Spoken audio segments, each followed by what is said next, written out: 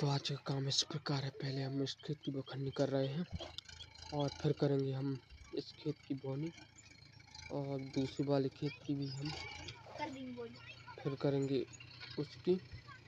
तो लगभग अपनी 4 से 5 एकड़ की अभी बोनी जो कि तालाब में निकल आई उसकी करनी है अपन को। तो हम करते चलेंगे और आपको बताते चलेंगे ब्लॉग में, तो बने रहिए हमारे साथ। चलो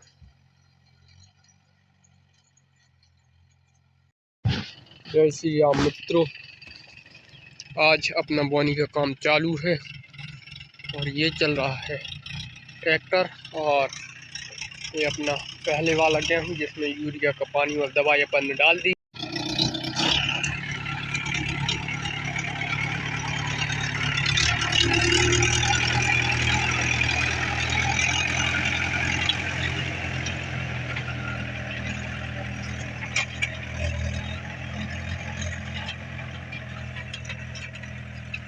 लगभग उस साइड अपन 1-1.5 एकड़ की अपन करा चुके हैं उस साइड, और अब इसकी हो रही है। शायद आज कुछ रह भी जाए और इसकी अब इसकी